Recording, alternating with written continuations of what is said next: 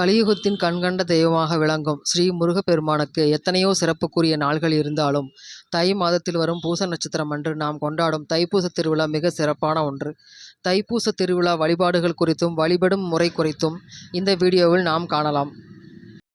வணக்கம், ஆன்மீக மருவம் சேனலுக்கு தங்களை அன்புடன் வரவேற்கிறோம். நம்ம சேனலில் பார்த்தீங்கன்னா சிறப்பான கோயில்களை பற்றியும் முக்கியமான கோயில்களை பற்றிய தகவல்கள், பயண வழிகாட்டி மற்றும் ஆன்மீக தகவல்களை பற்றி தொடர்ச்சியாக வீடியோக்கள் போட்டுட்ருக்குறோம். சரி வாங்க, நாம் எப்போ வீடியோக்குள்ளே போகலாம். தை மாதத்தில் வரும் பௌர்ணமியும் பூச நட்சத்திரமும் கூடிய நாளை தைப்பூசமாக கொண்டாடுகிறோம். தைப்பூசத்திற்காக முருகனின் எல்லா கோயில்களிலும் காவடி எடுத்தல், விரதம் இருத்தல் என பல வேண்டுதல்கள் பக்தர்களால் நடத்தப்படுகிறது. பழனியில் மட்டும் தைப்பூசத்திற்காக பக்தர்கள் பாத யாத்திரை செல்லும் பழக்கம் இருக்கிறது.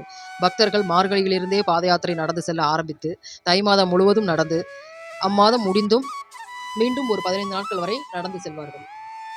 தைப்பூசத்தன்றுதான் முருகப்பெருமான் சூரபத்மனை அழிக்க வேலாயுதத்தை தன் அம்மா சக்தி தேவியிடம் இருந்து வாங்கினார்.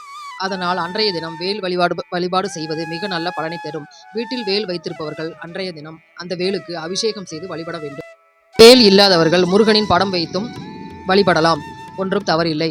அன்றைய தினம் வழிபாடு செய்யும் போது படிக்க வேண்டிய பாடல்கள் கந்தர் அலங்காரம் அல்லது திருப்புகழ் அல்லது கந்தர் கலிவெண்பா அல்லது வேல்மாறல் ஏதேனும் ஒரு பாடல் உள்ளம் முருகி வேண்டினாலே போதும். முருகா என்று அழைத்தாலே ஓடி வந்து வேண்டியவருக்கு உதவும் உள்ளம் கொண்டவன் முருகன். அதனால் ஏதேனும் ஒரு பாடல் படித்தால் போதுமானது. மற்றும் நைவேத்தியம் என்ன செய்ய வேண்டும் என்றால் இனிப்பான சர்க்கரை பொங்கல் அல்லது பாயாசம் அல்லது பால் பழம் கூட போதுமானது. என்ன நம்மிடம் இருக்கிறதோ அதை வைத்து வழிபடுவதே சிறப்பு. மேலும் அன்றைய தினம் யாரும் 2 பேருக்கு அன்னதானம் இடுவது நல்லது. மற்றும் அருகிலுள்ள கோவிலுக்கு சென்று முருகனை வணங்கி வரலாம். அன்றைய தினம் வடலூர் வள்ளலார் ஜோதி ரூபமாய் கடவுளுடன் கலந்தார். அதனால் மாலையில் விளக்கேற்றி அற்பெஞ்சோதி அற்பெருஞ்சோதி தனிப்பெருங்கருணை அற்பெருஞ்சோதி என்று சொல்வதும் நல்லது. அனைவரும் தைப்பூச வழிபாடு மேற்கொண்டு முருகனின் திருவருள் பெறுமாறு வாழ்த்துகிறோம்.